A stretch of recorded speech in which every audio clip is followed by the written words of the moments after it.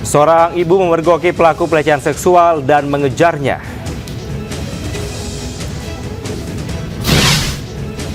Unjuk rasa tolak revisi Undang-Undang Pilkada ricuh, aktor film dan komika ikut berdemo. Menikmati wisata pemandian air panas, segarkan tubuh dan pikiran.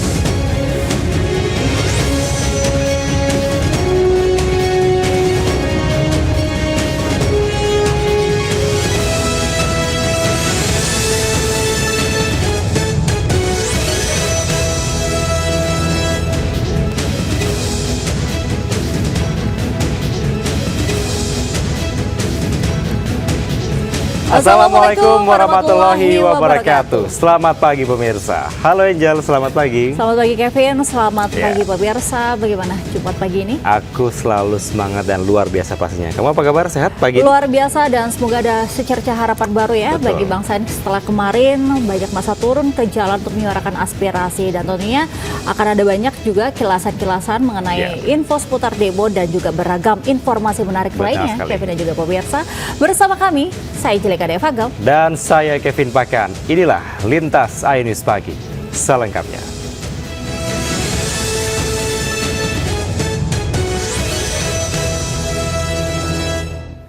Kita awali informasi pertama. Pemirsa, seorang bocah laki-laki menjadi korban pelecehan seksual oleh seorang pria di sebuah garasi rumah yang berdampingan dengan masjid di Jalan Jati Pulau Palmerah, Jakarta Barat. Sang ibu memergoki pelaku dan mengejarnya.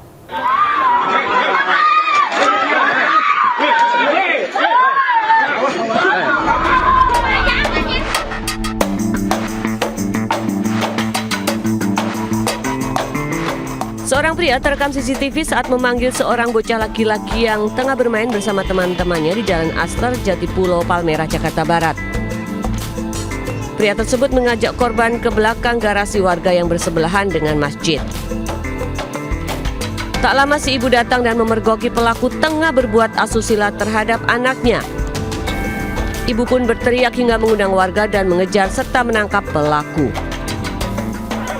Peristiwa ini terjadi saat pelaku dan korban hendak sholat.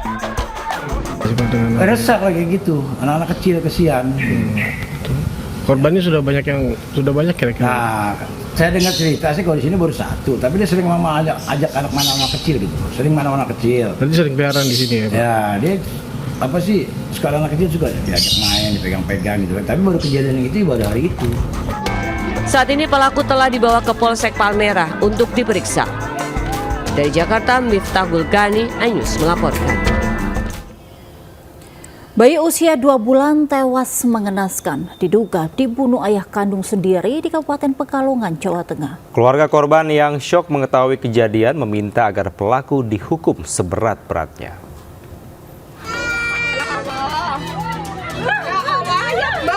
Warga yang tahu kejadian tewasnya M. Zafran Al-Farizi, bayi berusia 2 bulan, langsung menangkap terduga pelaku Nur Fadilah yang tak lain ayah kandung bayi. Warga yang kesal sempat memukuli pelaku sebelum diserahkan ke aparat Polsek Seragi, Pekalongan, Jawa Tengah. Bayi Zafran anak pasangan Nur Fadilah 27 tahun dan Vera Rahayu 23 tahun, warga desa Mejasem, Siwalan, Pekalongan ditemukan tewas mengenaskan di kamarnya. Korban ditemukan dengan mulut dan hidung berdarah. Diduga Zahran meninggal dibunuh ayah kandung sendiri, Nur Fadilah. Saat kejadian, sang ibu dan neneknya tengah menghadiri kondangan tetangganya. Bayi dititipkan ke sang ayah dengan posisi sedang tidur. Sepulang dari kondangan, bayi Zafran Al-Farizi ditemukan dalam kamar sudah tidak bergerak dan ada darah keluar dari hidung serta mulut. Kami memeriksa keluarga terdekat, meminta keterangan, kemudian kita duga pelaku ini kita amankan dari rumah. Sempat dievakuasi dan dari rumah itu ya? Ya, kami evakuasi, Polsek mengevakuasi terduga pelaku. Penanganan saat ini kami amankan pelaku, kemudian untuk penanganan lebih lanjut di Satreskrim Polres Pekalongan. Korban lalu dibawa ke Puskesmas Seragi dan dinyatakan sudah meninggal dunia. Dari Pekalongan, Jawa Tengah, Tim Liputan iNews melaporkan. Pemirsa, diduga akibat permasalahan ekonomi, seorang wanita nekat membuang bayi yang baru dilahirkannya di Ciracas, Jakarta Timur. Beruntung bayi segera diselamatkan warga yang mendengar adanya tangisan bayi. Sambil menggendong anak, seorang ibu terekam CCTV membawa bayi dalam tas hitam yang baru dilahirkan di kawasan Bungur, Kampung Rambutan, Jakarta Timur. Bayi dengan ari-ari masih menempel ini kemudian sengaja diletakkan di halaman belakang rumah warga. Beruntung, bayi segera ditemukan warga usai terdengar tangisan dan membawanya ke puskesmas untuk mendapatkan perawatan. Tak butuh waktu lama, polisi segera mengamankan ibu bayi NA di rumah kontrakannya. Pelaku diketahui melahirkan tanpa bantuan medis di dalam rumah kontrakan dan nekat membuang bayi karena himpitan ekonomi. Depan rumah saya setiap hari ketemu, nggak kelihatan hamil, jadi kita nggak curiga kalau dia pelakunya. Tempat dibuangnya juga saya baru tahu jam 7-an ada Pak Polisi ke sini ngelihat berkas ceceran darah, baru saya dipanggil. Selain ibu bayi, polisi juga mengamankan barang bukti gunting dan pakaian yang digunakan saat proses persalinan. Dari Jakarta, Rio Manik, Ainus melaporkan. Pemirsa, pasangan suami istri tertangkap tangan saat mencuri sejumlah barang di sebuah minimarket di Kota Bekasi, Jawa Barat. Ya, keduanya sempat kabur dan diamankan di dekat lapangan.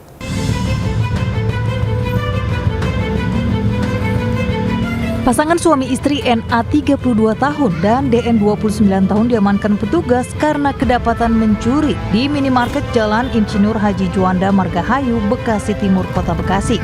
Keduanya tertangkap tangan mencuri gula, minyak goreng, serta makanan.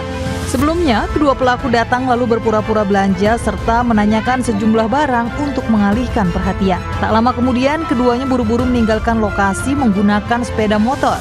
Karena curiga, warga dan karyawan minimarket segera mengejarnya dan mengamankan di dekat lapangan serbaguna. Udah nyari-nyari struk nggak ketemu, terus nyari alasan juga ada buntu, dia naik motor, ngegas sama istrinya. Iya, padahal pas nyari obat bilangnya buat istrinya sakit. Masa orang sakit ngegas kenceng banget sampai kabur ke situ. Terus habis itu dari sini tuh ada orang suami istri ngejar sampai lapangan serbaguna. Kasus ini kini sudah ditangani petugas Polisian Polsek Rawalumbu dan Polres Metro Bekasi Kota. Dari Bekasi, Jawa Barat, Rahmat Hidayat, Ainus melaporkan. Ya, pemirsa, seorang pemuda warga Kecamatan Kedungdung, Sampang, Jawa Timur terluka parah usai dianiaya menggunakan senjata tajam. Pelaku sakit hati dan kesal dengan korban yang kerap menggoda istri sepupunya.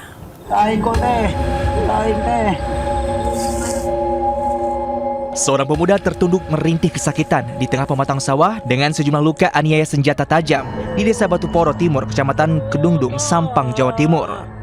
Dibantu keluarga dan warga sekitar, korban pun dilarikan ke rumah sakit guna pertolongan medis. Polisi yang mendapat laporan bergerak cepat meringkus pelaku penganiayaan, D, pria 40 tahun, tetangga korban. Pelaku mengaku gelap mata hingga tega menganiaya korban menggunakan senjata tajam lantaran sakit hati. Korban kerap mengganggu istri sepupunya. Latar belakang atau yang sering kita sebut sebagai modus operandi adalah berdasarkan sakit hati dengan harga diri karena istri sepupunya diganggu oleh korban. Tersangka dijerat pasal 338 KUHP tentang penganiayaan berat dengan ancaman hukuman minimal 15 tahun penjara. Dari Sampang, Jawa Timur, Fatur Rahman, Ainus melaporkan. Pemirsa, dua pria pengatur jalan atau PAOK di Bandar Lampung ditangkap polisi lantaran diduga mengeroyok pengendara sepeda motor. Ya, pelaku tidak terima ditegur korban saat berada hendak memutar jalan.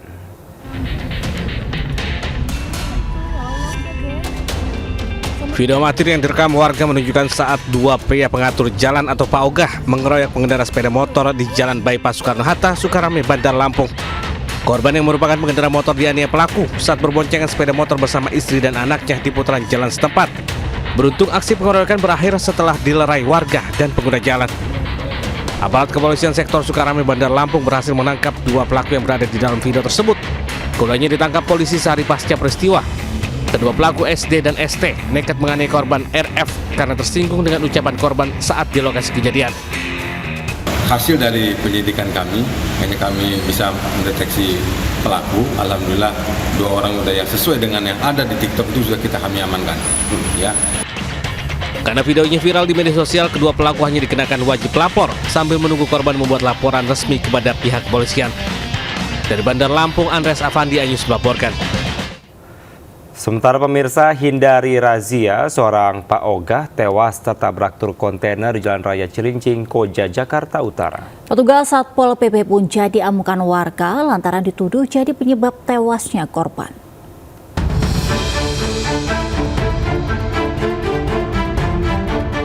Suhartono, 46 tahun, tewas usai tertabrak truk kontainer di Jalan Raya Cilincing, Koja, Jakarta Utara. Korban yang merupakan seorang Pak Ogah ini tertabrak saat menghindari razia operasi Bina Tertib Jaya. Petugas kepolisian yang tiba langsung mengevakuasi korban ke Rumah Sakit Cipto Mangunkusumo, Jakarta untuk autopsi. Sementara sopir truk kontainer melarikan diri. Diketahui saat kejadian korban bersama seorang rekannya sedang meminta-minta uang di putaran balik Jalan Raya Cilincing. Namun saat melihat mobil patroli Satpol PP, korban panik dan berusaha kabur. Naas saat menyeberang, korban malah tertabrak truk kontainer yang melintas. Warga pun menuduh petugas Satpol PP jadi penyebab kecelakaan tersebut. Tak ayal, 14 petugas Satpol PP yang ada di lokasi jadi sasaran amuk massa. 2 kendaraan operasional Satpol PP juga dirusak. Akibatnya 2 petugas luka-luka.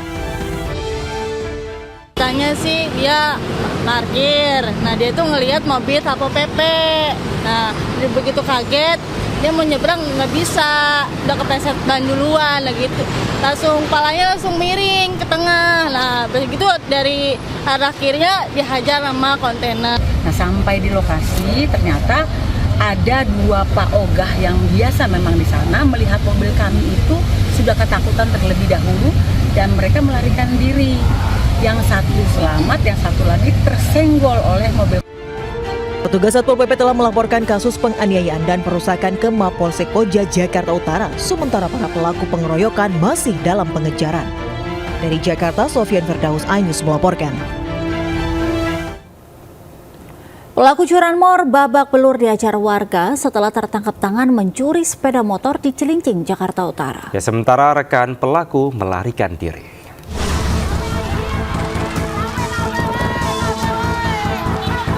Warga menghakimi pelaku pencurian motor yang tertangkap tangan saat beraksi di Jalan Kebon Baru, Cilincing, Jakarta Utara. Peristiwa berawal saat korban yang sedang memperbaiki jaringan kabel memarkirkan sepeda motor di pinggir jalan. Tak lama 2 pelaku datang dan berusaha mencuri motor korban. Korban langsung meneriaki pelaku hingga 1 pelaku terpeleset ke selokan dan menjadi sasaran amukan warga. Sedangkan 1 pelaku kabur. Warga mengaku wilayahnya sangat rawan pencurian kendaraan bermotor. Bahkan dalam 1 bulan terakhir sudah ada 3 motor hilang. Pak Salim yang jualan di situ, dia datang, dia bilang, lu anak Lagua kan, katanya gitu. Gue nih orang Lagua nih, lihat tampang gue nih, muka gue nih, liatin. Katanya, lu anak Lagua, gue tahu muka lu, katanya, lu pemain, lu sering lo begitu, katanya. Akhirnya dia ngaku memang anak Lagua, gitu.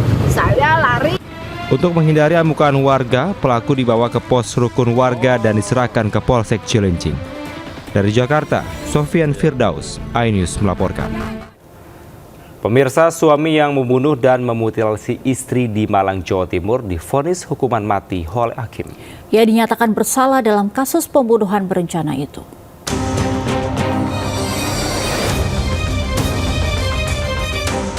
James Ludwig Tomatala membunuh dan memutilasi istrinya di rumah mereka di Jalan Serayu Selatan, Kelurahan Gunung Rejo, Kota Malang, Jawa Timur.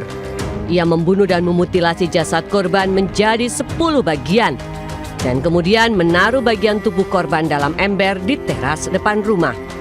Setelah rangkaian proses persidangan, James Ludwig Tomatala divonis hukuman mati oleh Majelis Hakim Pengadilan Negeri Malang. Putusan hakim sesuai dengan tuntutan jaksa. Sementara kuasa hukum menyatakan banding.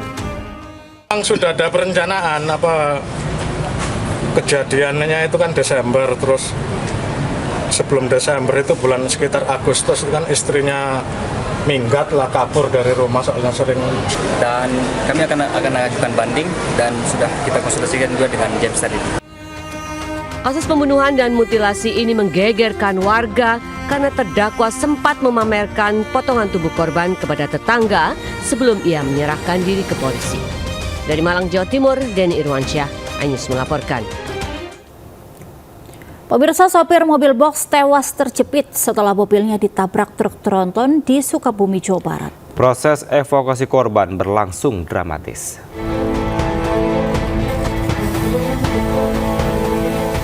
Seorang sopir mobil box terjepit badan kendaraannya setelah tabrakan dengan truk tronton di Jalan Raya Sukabumi Bogor, Desa Sundawenang, Parungkuda, Kabupaten Sukabumi. Petugas sempat kesulitan mengevakuasi korban hingga harus memotong pintu mobil. Setelah dievakuasi, korban langsung dibawa ke Rumah Sakit Umum Daerah Sekarwangi.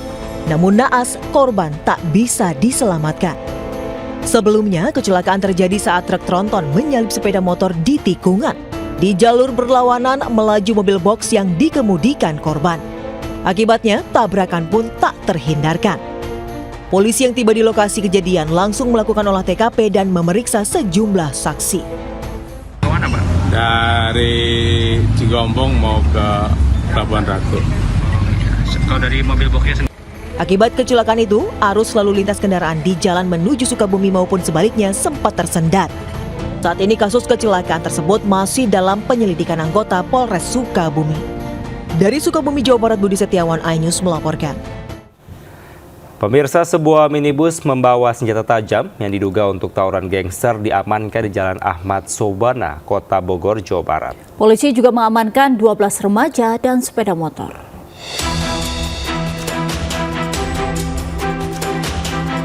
Petugas mengamankan 12 remaja anggota gangster yang akan melakukan tawuran di Jalan Ahmad Sobana, Kota Bogor, Jawa Barat. Selain itu, polisi juga mengamankan sebuah minibus berisi senjata tajam jenis celurit dan stick golf. Diduga seluruh senjata sengaja disimpan dalam minibus untuk mengelabui petugas. Seluruh senjata diduga sengaja dibawa anggota gangster untuk melakukan tawuran dengan kelompok lain yang sudah berjanjian melalui media sosial. Satu mobil kendaraan yang dicurigai ini adalah pelaku utama.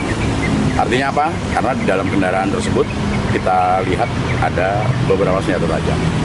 Dan ini masuk kategori modus baru, ini melakukan tawuran. Nah, betul. Jadi kelihatan ini modus baru, jadi senjata tajamnya berada simpan di dalam mobil. Saat ini polisi masih memeriksa intensif seluruh remaja guna menentukan status hukumnya. Sementara polisi masih memburu pemilik minibus. Dari Bogor, Jawa Barat, Andi Firmansyah, iNews melaporkan. Pemirsa, 4 remaja yang menumpangi satu sepeda motor menabrak pohon saat melaju melawan arah di Sleman, Yogyakarta. Akibat kecelakaan, satu remaja tewas karena tercebur dan tenggelam di sungai.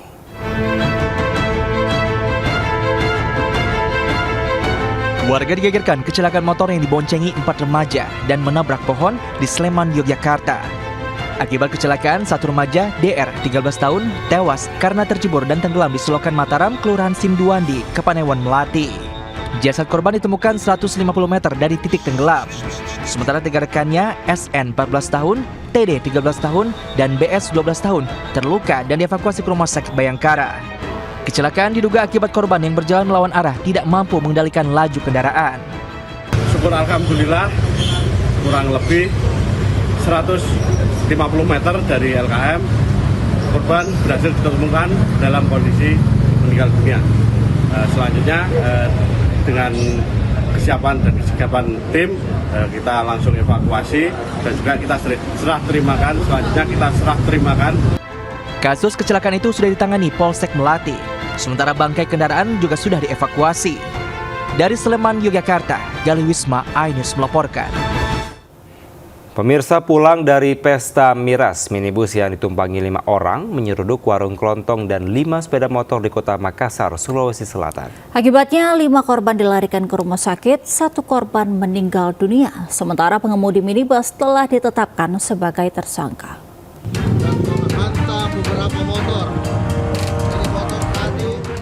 Peristiwa tabrakan beruntun mobil minibus di Kota Makassar, Sulawesi Selatan terjadi Kamis pagi. Minibus dikemudikan pelaku berinisial AP, 19 tahun, bersama 4 rekannya, menyeruduk warung kelontong dan 5 pengemudi motor di Jalan Raja Wali, Kecamatan Mariso, Kota Makassar.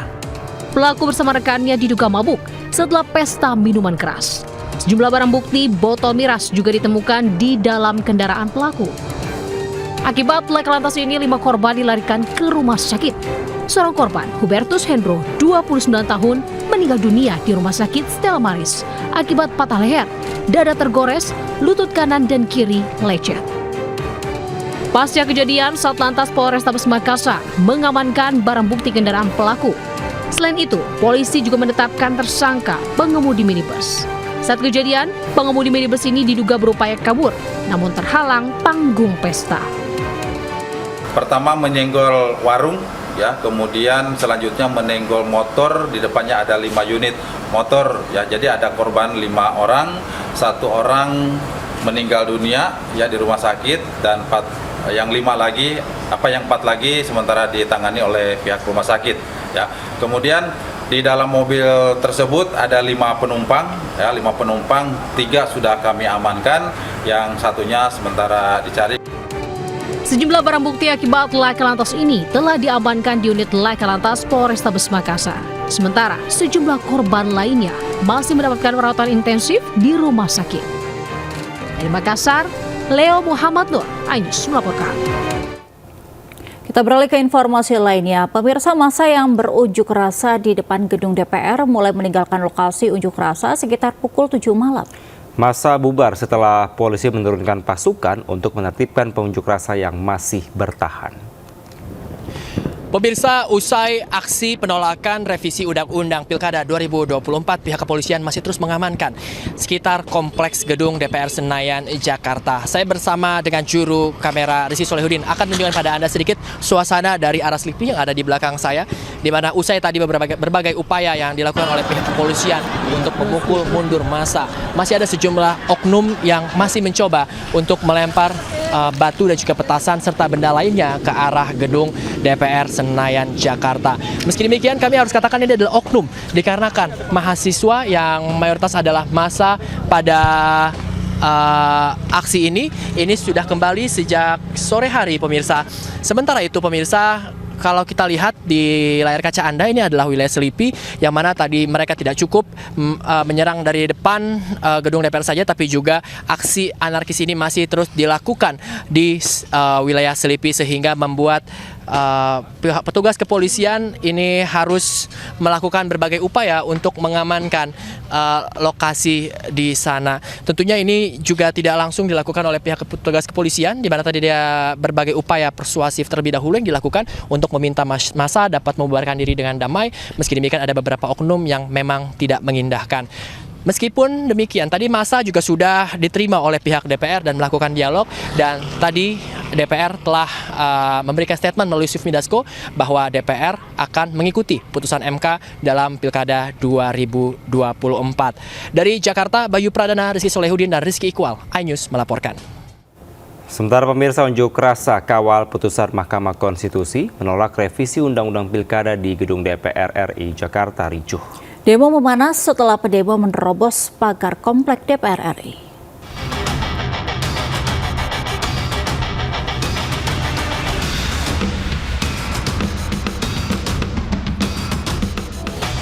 Ribuan orang dari berbagai elemen kampus dan lembaga kemahasiswaan serta elemen masyarakat mendatangi komplek MPR DPR RI di kawasan Senayan, Jakarta.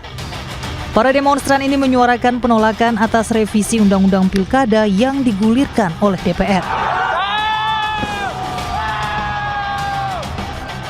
Demo yang berlangsung sejak pukul 9 pagi mulai memanas saat sejumlah demonstran mencoba menerobos barikade polisi di belakang gedung DPR RI. Para demonstran juga menjebol pagar gedung DPR di kompleks parlemen. Ratusan polisi huru-hara yang bertugas pun membuat barikade agar massa tidak terus merangsek masuk. Situasi kian memanas setelah sejumlah demonstran melempari polisi dengan botol. Sementara itu, rapat paripurna DPR RI batal mengesahkan revisi Undang-Undang Pilkada menjadi undang-undang. Dari Jakarta, tim liputan iNews melaporkan. Pemirsa, Reza Rahardian ikut turun gunung dalam demo darurat Indonesia menolak revisi Undang-Undang Pilkada di depan gedung DPR RI. Dalam orasi perdananya dalam aksi politik, Reza menyatakan negara ini bukanlah milik keluarga tertentu. Aktor Reza Rahardian ikut demo tolak revisi Undang-Undang Pilkada di kawasan gedung DPR RI Jakarta pada Kamis. Mengenakan kaos dan topi, Reza berdiri di hadapan ribuan orang mengomentari soal keputusan DPR menunda rapat paripurna untuk mengesahkan revisi Undang-Undang Pilkada terkait putusan MK. Dalam orasinya, Reza menyebut negara Indonesia bukan milik keluarga tertentu. Kalau Mahkamah Konstitusi sedang melakukan perbuatan yang mengembalikan nobility-nya sebagai konstitusi, lalu hari ini kita mendapat kenyataan bahwa itu coba dianulir oleh sebuah lembaga yang katanya adalah wakil-wakil kita semua hari ini. Lantas Anda di dalam ini wakil siapa? Ini bukan negara milik keluarga tertentu.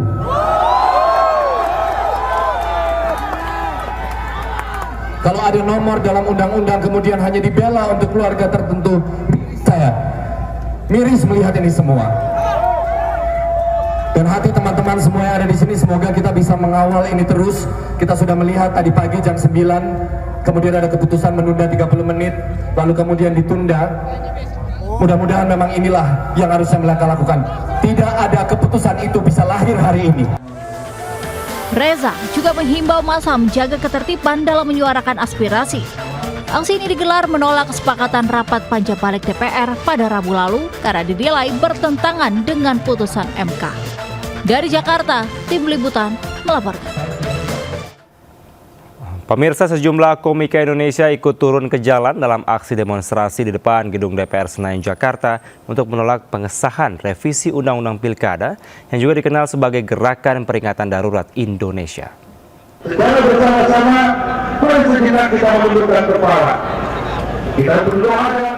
Di tengah masa, sejumlah publik figur ikut turun meramaikan demo melawan revisi Undang-Undang Pilkada di DPR RI Senayan, Jakarta. Di antaranya gerombolan komika seperti Mamat Al-Katiri, Rispo, Bintang Emon, Abdur Arsyad, Ari Kriting, Abdel Arsyian, dan Rigen Rakelna. Rombongan komika tersebut terlihat kompak memakai setelan berwarna hitam, menunjukkan aksi solidaritas menolak pengesahan revisi Undang-Undang Pilkada.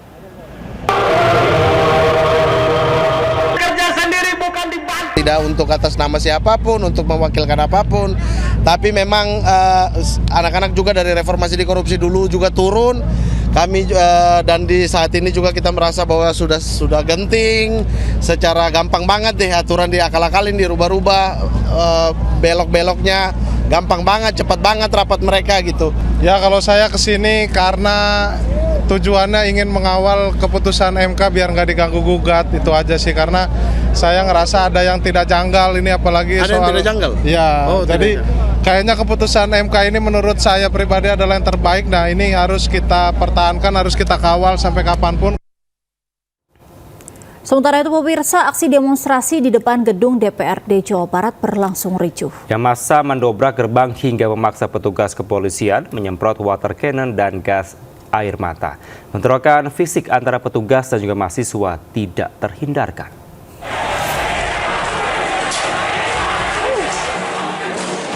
Ribuan orang yang menggelar aksi unjuk rasa mengawal putusan MK tentang Pilkada 2024 sejak siang hari masih bertahan hingga petang.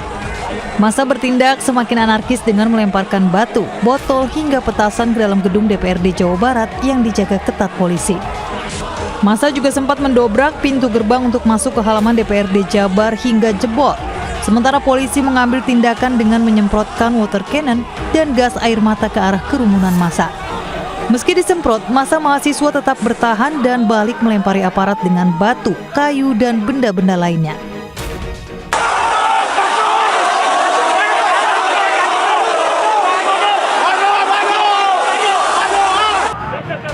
Akibat kericuhan ini, sejumlah mahasiswa dan anggota polisi mengalami luka-luka. Sejumlah mahasiswa menolong rekan-rekannya yang terluka dengan dinaikkan ke sepeda motor lalu dibawa ke rumah sakit. Polisi pun membubarkan massa dengan memukul mundur massa aksi ke arah kawasan Jalan Trunojoyo. Massa yang masih terkonsentrasi membakar ban bekas dan spanduk-spanduk. Dari Bandung, Jawa Barat, Ervan David, Ainus melaporkan. Bentrok antara ratusan mahasiswa dan aparat kepolisian juga pecah dalam demo di gedung DPRD Provinsi Jawa Tengah. Ratusan mahasiswa tunggang langgang usai petugas menembakkan air dan gas air mata. Aksi unjuk rasa darurat Indonesia mengawal putusan MK di depan gedung DPRD Provinsi Jawa Tengah berlangsung ricuh. Aksi yang digelar ratusan mahasiswa dari BEM berbagai perguruan tinggi di Kota Semarang diawali dengan pengrusakan pintu samping utara gedung DPRD. Situasi semakin tak terkendali saat salah seorang mahasiswa yang diduga provokator diamankan dan dibawa petugas. Karena aksi semakin anarkis dan massa berusaha masuk paksa ke gedung DPRD Provinsi Jawa Tengah, polisi terpaksa menembakkan air dari mobil water cannon dan gas air mata, membuat peserta aksi kocar-kacir berhamburan meninggalkan lokasi. Usai kericuhan, massa masih bertahan di beberapa titik. Personil gabungan Polrestabes Semarang dan Brimopolda Jawa Tengah pun melakukan patroli dan pengamanan di sekitar gedung DPRD Provinsi Jawa Tengah. Dari Semarang, Jawa Tengah, Kristadi, Ainus melaporkan. Pemirsa, demo tolak revisi Undang-Undang Pilkada juga digelar di Kota Yogyakarta dan Kota Makassar, Sulawesi Selatan. Ya, massa meminta agar DPR dan pemerintah menghormati putusan MK dan membatalkan revisi Undang-Undang Pilkada.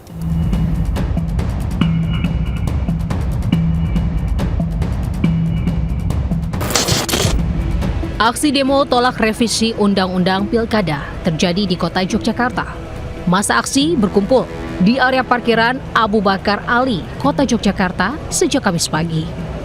Massa menolak revisi Undang-Undang Pilkada, menuntut pemerintah untuk menyetujui putusan MK. KPU segera mengubah aturannya dan menuntut Jokowi untuk mundur dari jabatannya. Massa selanjutnya long march dari parkiran Abu Bakar Ali menuju kantor DPRD Provinsi Daerah Istimewa Yogyakarta. Kemudian menuju ke arah Istana Kepresidenan dan di titik akhir di 0 km Kota Yogyakarta. Sementara di Makassar, Sulawesi Selatan, ribuan massa yang didominasi mahasiswa juga melakukan aksi menolak RUU Pilkada disahkan DPR. Selain berorasi, sebagian massa juga membakar ban bekas di tengah jalan. Dari Kota Yogyakarta dan Makassar, Sulawesi Selatan, Tim Liputan melaporkan. Pemirsa, Wakil Ketua DPR Sufmi Dasko Ahmad menyatakan DPR RI membatalkan pengesahan RUU Pilkada Kamis malam. Selanjutnya proses Pilkada tahun ini akan merujuk pada aturan dari putusan gugatan uji materi oleh Mahkamah Konstitusi RI. Revisi Undang-Undang Pilkada melalui sidang paripurna DPR RI dibatalkan. Wakil Ketua DPR RI Sufmi Dasko Ahmad Kamis malam menegaskan tidak akan ada lagi sidang paripurna DPR terkait revisi Undang-Undang Pilkada lantaran terbatasnya waktu yang ada. DPR RI memiliki aturan bahwa sidang paripurna digelar hanya pada hari Selasa dan Kamis sehingga tidak akan ada lagi sidang paripurna setelah ditundanya sidang paripurna pada Kamis siang. Dengan demikian, Pilkada tahun ini aturannya akan merujuk pada putusan gugatan uji materi oleh Mahkamah Konstitusi Republik Indonesia atau MK. Rapat paripurna di DPR itu menurut aturan yang berlaku, kecuali yang sudah diagendakan dari jauh hari sebelumnya, hari paripurna itu adalah hari Selasa dan hari Kamis. Nah, tentunya untuk paripurna itu juga harus mengikuti tahapan-tahapan seperti rapat pimpinan BAMUS dan pengagendaan dalam rapat paripurna. Rapat paripurna terdekat kalaupun mau dilaksanakan itu adalah tanggal 27 Agustus yang kita sama-sama tahu sudah masa pendaftaran. Sehingga kami merasa bahwa lebih baik itu tidak dilaksanakan karena masa pendaftarannya sudah berlaku. Demikian. Sebelumnya, pemirsa, rapat paripurna DPR pengesahan RUU Pilkada pada Kamis pagi ditunda karena jumlah anggota legislatif yang hadir tidak memenuhi batas minimum atau quorum. Dengan penundaan rapat paripurna, DPR RI tidak bisa mengesahkan revisi Undang-Undang Pilkada. Karena para anggota dan hadirin yang kami muliakan, Merujuk tata tertib DPR, rapat paripurna dapat mengambil sebuah keputusan, termasuk mengesahkan sebuah rancangan undang-undang apabila rapat tersebut dihadiri lebih dari separuh jumlah anggota DPR dari minimal setengah fraksi yang ada. Apabila jumlah minimum tidak tercapai, rapat dapat ditunda sebanyak 2 kali dengan tenggang waktu masing-masing tidak lebih dari 24 jam. Jika setelah 2 kali penundaan, quorum tidak juga tercapai, penyelesaian rapat akan diserahkan pada Badan Musyawarah atau BAMUS DPR.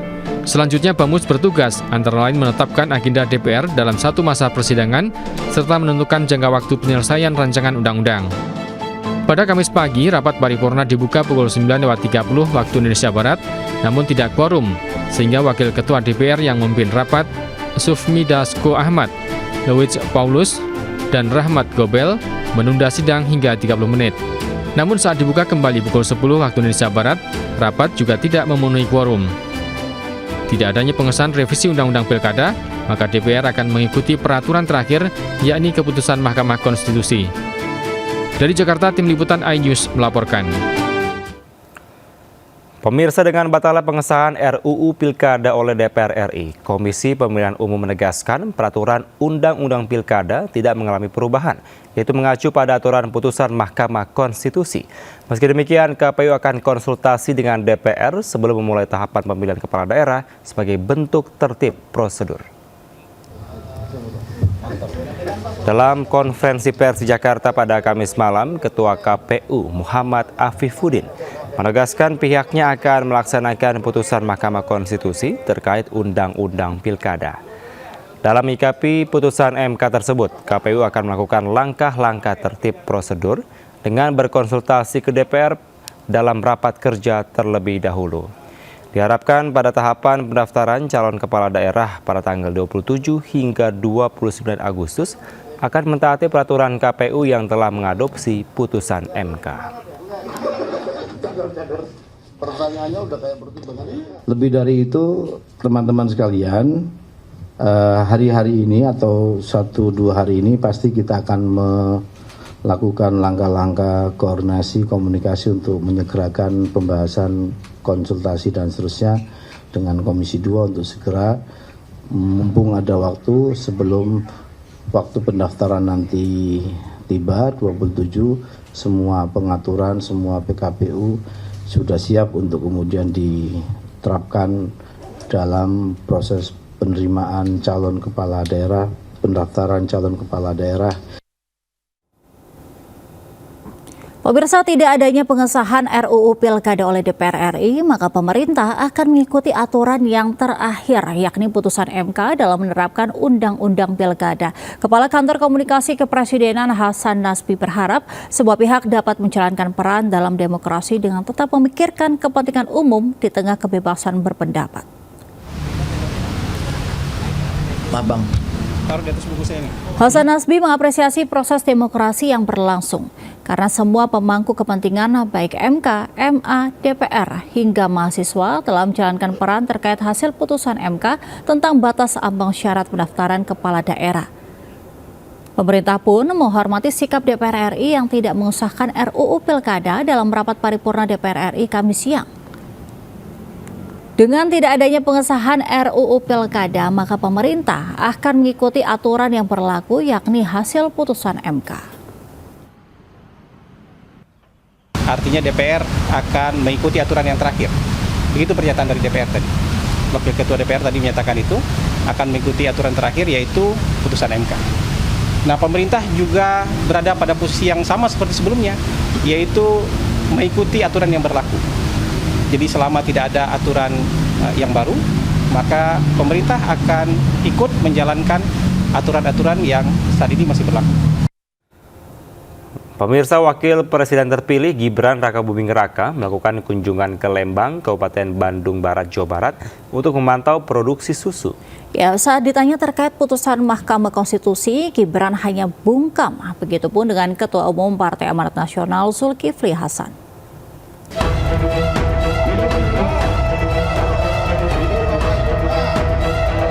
Didampingi Menteri Perdagangan Zulkifli Hasan, Wakil Presiden RI terpilih Gibran Rakabuming Raka melakukan kunjungan ke Koperasi Peternak Sapi Bandung Utara (KPSBU) di kawasan Lembang, Kabupaten Bandung Barat. Usai melakukan kunjungan, mantan wali kota Solo tersebut hanya bungkam saat ditanya soal putusan Mahkamah Konstitusi atau MK oleh awak media.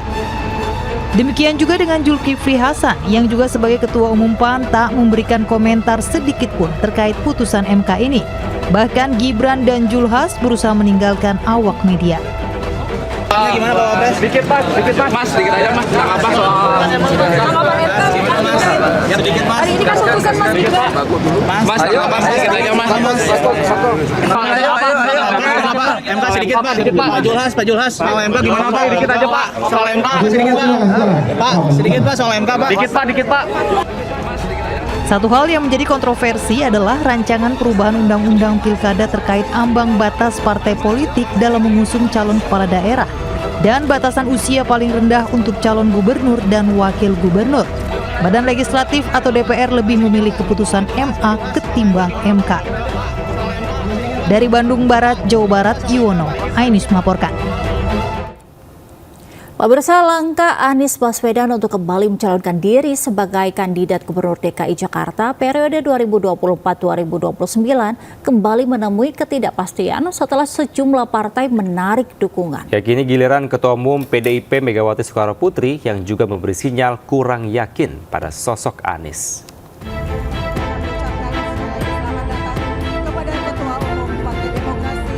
Di tengah acara pengumuman bakal calon kepala daerah tahap 2 DPP PDI Perjuangan, Ketua Umum PDI Perjuangan Megawati Soekarnoputri mempertanyakan alasan banyak permintaan terhadap PDI Perjuangan untuk mengusung Anies Baswedan pada Pilkada Jakarta 2024. Menurut Mega, keseriusan Anies dipertanyakan karena baru ramai dikabarkan datang meminta dukungan setelah banyak partai menarik dukungan. Megawati juga meragukan komitmen Anies untuk mengikuti perintah partai. Aku bilang enak aja ya, ngapain gue suruh dukung Pak Anies? Dia bener nih kalau mau PDI, kalau mau PDI jangan kayak gitu dong ya. Ya tinggal mau nggak nurut ya, lihat dong. Sebelumnya langkah Anies Baswedan menuju Jakarta 1 telah didukung sejumlah partai seperti PKS, PKB, dan Nasdem. Namun dukungan itu satu persatu ditarik oleh masing-masing partai sehingga Anies terancam gagal mencalonkan diri kembali. Kini Anies hanya didukung Partai Buruh yang perolehan suaranya hanya 1,4%. Deklarasi tersebut dilakukan sehari setelah Mahkamah Konstitusi (MK) mengabulkan gugatan Partai Buruh. Dari Jakarta, Else Keise, Dibu Andi Muharram, iNews melaporkan. Pemirsa, bakal calon Gubernur NTB Siti Rohmi Jalilah resmi menerima surat rekomendasi dukungan dari Partai Perindo untuk maju pada Pilgub NTB 2024. Surat rekomendasi juga diberikan kepada pasangan bakal calon gubernur dan wakil gubernur Maluku.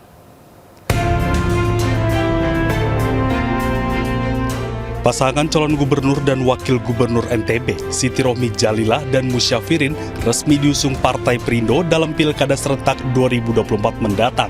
Surat rekomendasi langsung diserahkan Ketua Umum Partai Perindo, Angela Tanusudibio. Siti Rohmi Jalilah yang juga merupakan kader Partai Perindo berkomitmen mewujudkan sumber daya manusia NTB yang berdaya saing di berbagai bidang. Harapannya tentunya dengan janji-janji yang sudah disampaikan kepada publik untuk ditepati, ya kan, dan saya sangat berharap Indonesia maju, karena Indonesia maju ini berawal dari kemajuan semua wilayah di Indonesia. Alhamdulillah lega, dan memang alhamdulillah semua partai pendukung sudah lengkap kami rekomendasinya untuk daftar di KPU. Untuk NTB itu maju dan berdaya saing. Jadinya kita ingin agar secara ekonomi maju dan SDM-nya berdaya saing. Partai Perindo juga menyerahkan surat rekomendasi dukungan untuk bakal calon gubernur Maluku, Hendrik Lehwerisa. Partai Perindo melihat kami berdua sebagai calon gubernur dan wakil gubernur yang memang dipandang pantas dan layak untuk ditaruh harapan perjuangan untuk kemajuan daerah Maluku. Melalui para kadernya, Partai Perindo akan memenangkan para bakal calon kepala daerah yang diusung pada Pilkada Serentak 2024. Tim Liputan iNews melaporkan. Pemirsa, sejumlah anggota legislatif terpilih pada pemilu 2024 dari Partai Perindo resmi dilantik menjadi anggota DPRD. Di antaranya yakni Susilawati di Kabupaten Oku Timur, Sumatera Selatan, serta Gusman Effendi Siregar dan Habibie Pardamean di Kabupaten Padang Lawas, Sumatera Utara. Sebanyak 45 anggota DPRD terpilih periode 2024-2029 dari Kabupaten Oku Timur, Sumatera Selatan resmi dilantik serta diambil sumpah jabatan. Dari 45 anggota DPRD yang dilantik, Partai Perindo mengantarkan satu kadernya duduk di kursi dewan, yakni Susilawati. Program yang akan kami laksanakan, yang pada saat ini telah kami susun, itu akan segera kami laksanakan dalam waktu yang sesingkat-singkatnya. Sementara itu di Kabupaten Padang Lawas Utara, Sumatera Utara, sebanyak 30 anggota DPRD dilantik. 2 diantaranya merupakan kader Partai Perindo, yakni Gusman Effendi Siregar dan Habibie Pardamean. Amanah ini kepada kami berdua, kepada kita berdua adalah merupakan tanggung jawab yang besar untuk mengembangkan partai di Kabupaten Padang Lawas Utara, tentunya dengan memberikan manfaat yang besar kepada masyarakat Kabupaten Padang Lawas Utara. Para kader Partai Perindo yang berhasil duduk di kursi dewan berkomitmen akan fokus mewujudkan visi misi mensejahterakan masyarakat Indonesia. Tim Liputan iNews melaporkan. Pemirsa, Partai Perindo berhasil mendudukan banyak kadernya sebagai anggota DPRD di sejumlah wilayah di Kalimantan Tengah. Di Kabupaten Gunung Mas, 4 kader berhasil duduk di kursi dewan. Sementara itu di Kabupaten Sukamara, 2 kader Partai Perindo berhasil masuk parlemen daerah. Sebanyak 45 anggota DPRD terpilih periode 2024-2029 dari Kabupaten Oku Timur, Sumatera Selatan resmi dilantik serta diambil sumpah jabatan. Dari 45 anggota DPRD yang dilantik, Partai Perindo mengantarkan satu kadernya duduk di kursi dewan, yakni Susilawati. Program yang akan kami laksanakan, yang pada saat ini telah kami susun, itu akan segera kami laksanakan dalam waktu yang sesingkat-singkatnya. Sementara itu di Kabupaten Padang Lawas Utara, Sumatera Utara, sebanyak 30 anggota DPRD dilantik. 2 diantaranya merupakan kader Partai Perindo, yakni Gusman Effendi Siregar dan Habibie Pardamean. Amanah ini kepada kami berdua, kepada kita berdua adalah merupakan tanggung jawab yang besar untuk mengembangkan partai di Kabupaten Padang Lawas Utara, tentunya dengan memberikan manfaat yang besar kepada masyarakat Kabupaten Padang Lawas Utara. Para kader Partai Perindo yang berhasil duduk di kursi dewan berkomitmen akan fokus mewujudkan visi misi mensejahterakan masyarakat Indonesia. Tim Liputan iNews melaporkan. Kita beralih ke informasi lainnya, pemirsa, antrean truk mengular hingga berjam-jam akibat tempat pembuangan akhir sampah di Cipayung, Depok overload. Ya, keterlambatan pengambilan sampah diduga akibat longsor di area TPA Cipayung.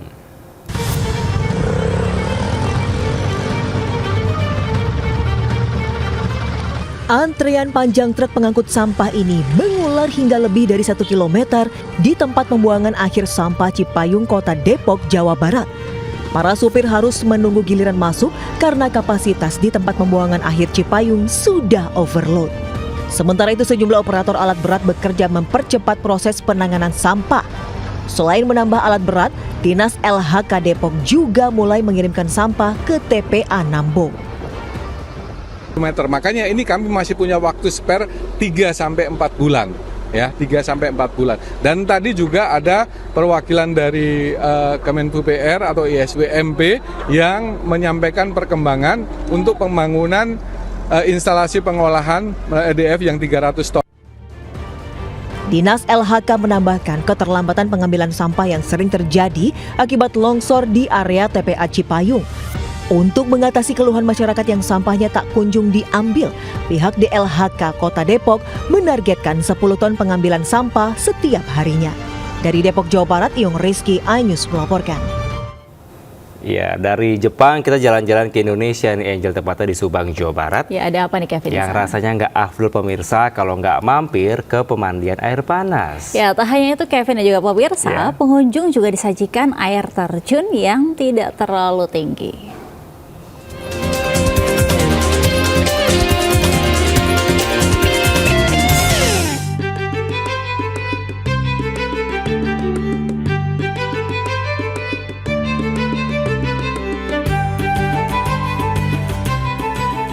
pemandian air panas merupakan hal yang sering dikunjungi wisatawan saat mampir ke Subang, Jawa Barat. Curug Jodoh, salah satu destinasi pemandian air panas populer di Ciater, Kabupaten Subang, dengan air terjun yang tidak terlalu tinggi.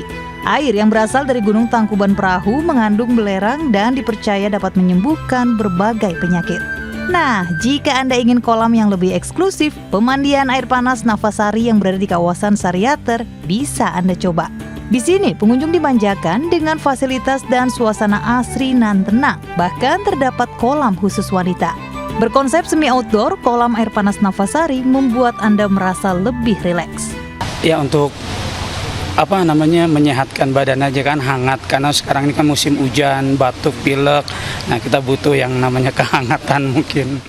Berendam air panas memiliki banyak manfaat, diantaranya bisa membuat tubuh menjadi lebih rileks dan segar, melancarkan aliran darah, sekaligus menghilangkan penat dari aktivitas padat.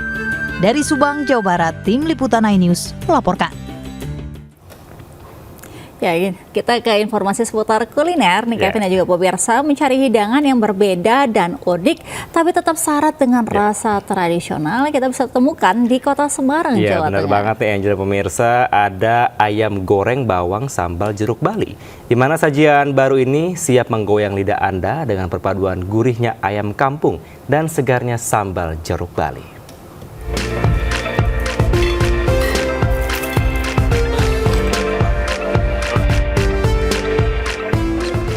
Menyantap ayam goreng sudah biasa, namun ayam goreng satu ini mampu menggugah selera. Ya, ayam goreng sambal jeruk Bali disajikan dengan penuh taburan bawang goreng dan dipadu segarnya jeruk Bali membuat sajian satu ini kaya cita rasa rempah. Daging ayam yang digunakannya pun pilihan, yaitu daging ayam kampung yang diungkep bersama lengkuas parut, air kelapa, ketumbar, daun jeruk, dan kunyit, hingga empuk dan menyerap rasa rempah. Rasa otentik santapan ini dari teknik penggorengannya. Bawang merah yang diiris tipis digoreng bersama dengan ayam kampung, menciptakan tekstur renyah dan aroma yang menggugah selera. Semakin lezat dengan paduan sambal jeruk Bali, menciptakan sensasi pedas dan asam segar. Dari ciri khas dari sini sih digorengnya pakai bawang merah ya. Jadi untuk rasanya pun lebih merasa dan tekstur dari ayamnya pun empuk.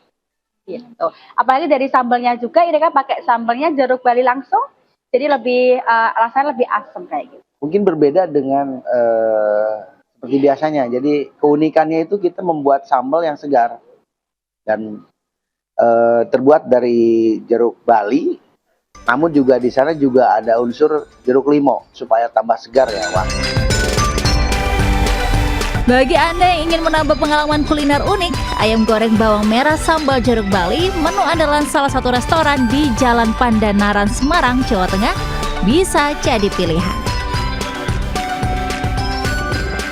Dari Semarang, Jawa Tengah, Taufik Budi Nur Cayanto, iNews kabar. Pemirsa, 4 pemuda bersenjata busur dan samurai menyerang seorang warga di Biringkanaya, Makassar, Sulawesi Selatan. Belum diketahui motif penyerangan, namun warga menduga para pelaku tengah mencari musuhnya di sekitar lokasi.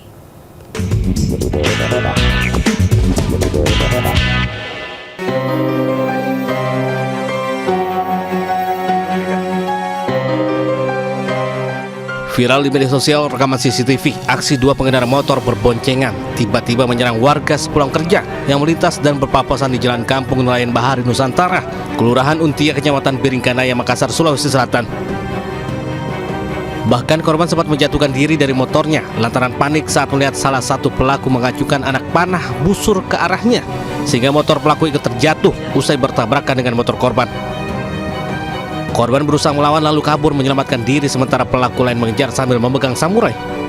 Akibat kejadian, korban mengalami luka lebam di bagian pinggang dan paha usai terjatuh dari motor saat berupaya menghindari anak panah busur yang hendak dilontarkan. Belum diketahui motif penyerangan, namun warga menduga para pelaku tengah mencari musuhnya yang tinggal di sekitar pemukiman, namun salah sasaran. Kemarin malam salah satu ini warga bilang dia ada cari orang di sini. Itu dari informasi warga ya? Dia cari salah satu anak muda di sini. Tapi kurang tahu juga kenapa pas lewat. Mukanya jelas. Mukanya jelas. Terekam CCTV. Pernah lihat itu orang tidak? Pernah lihat langsung tidak. Tapi Artinya dikenal atau dikenal? Tidak kenal sama pelaku. Tidak kenal sama pelaku pada saat itu. Usai menjalani visum di rumah sakit dan berbekal hasil rekaman CCTV, korban pun melaporkan kejadian ke aparat Polsek Biringkanaya. Dari Makassar, Sulawesi Selatan, Wahyu Ruslan, iNews melaporkan. Menolak bayar uang kutipan dengan dalih biaya parkir bulanan, seorang pemilik toko perlengkapan bayi di Medan, Sumatera Utara dianiaya oleh preman. Pelaku juga mengancam korban dengan senjata tajam.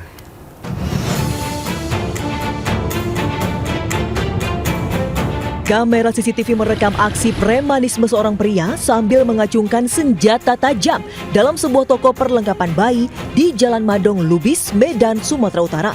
Pelaku juga terlibat cekcok dengan pemilik toko. Bahkan pelaku menganiaya pemilik toko menggunakan kursi. Diketahui saat kejadian pelaku meminta uang sebesar Rp50.000 kepada pemilik toko dengan dalih biaya parkir bulanan. Namun korban menolak karena sudah membayar secara rutin. Pelaku yang emosi kemudian mengancam akan memecahkan kaca toko hingga menganiaya korban. Akibatnya korban alami luka memar di sejumlah bagian tubuh. Nah, berapa? Kami nggak ada motor, nggak ada apa-apa, tapi dia minta 1 bulan dimpul, kami kasih. Mau minta lagi, kami mana mau kasih. Korban berharap polisi segera memberantas aksi premanisme yang merugikan dan mengancam keselamatan masyarakat. Dari Medan, Sumatera Utara, Ahmad Redwan Nasution, iNews melaporkan. Pemirsa, 2 pria pengatur jalan atau Pak Ogah di Bandar Lampung ditangkap polisi lantaran diduga mengkeroyok pengendara sepeda motor. Pelaku tak terima ditegur korban saat berada hendak memutar jalan.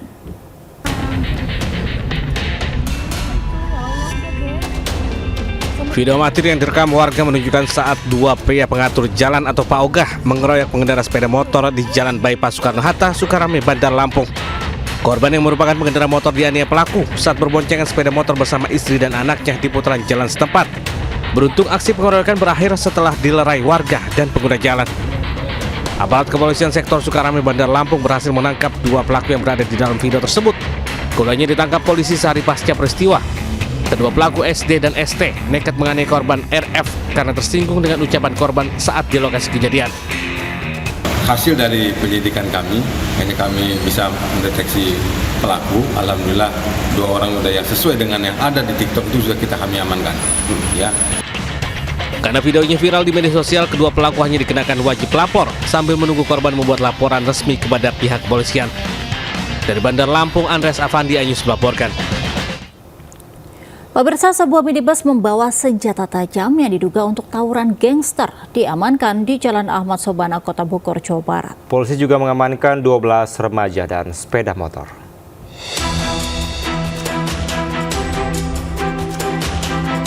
Petugas mengamankan 12 remaja anggota gangster yang akan melakukan tawuran di Jalan Ahmad Sobana, Kota Bogor, Jawa Barat. Selain itu, polisi juga mengamankan sebuah minibus berisi senjata tajam jenis celurit dan stick golf. Diduga seluruh senjata sengaja disimpan dalam minibus untuk mengelabui petugas. Seluruh senjata diduga sengaja dibawa anggota gangster untuk melakukan tawuran dengan kelompok lain yang sudah berjanjian melalui media sosial. 1 mobil kendaraan yang dicurigai ini adalah pelaku utama. Artinya apa? Karena di dalam kendaraan tersebut kita lihat ada beberapa senjata tajam.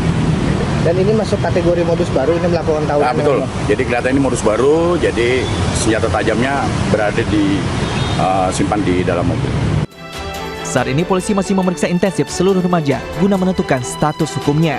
Sementara polisi masih memburu pemilik minibus. Dari Bogor, Jawa Barat, Andi Firmansyah, iNews melaporkan. Pemirsa, sejumlah peristiwa menarik kami rangkum untuk Anda. Di antaranya pergoki pelaku tengah berbuat asusila terhadap anaknya, sang ibu teriak dan kejar pelaku hingga tertangkap. Dan berikut rangkaian peristiwa di sekitar kita.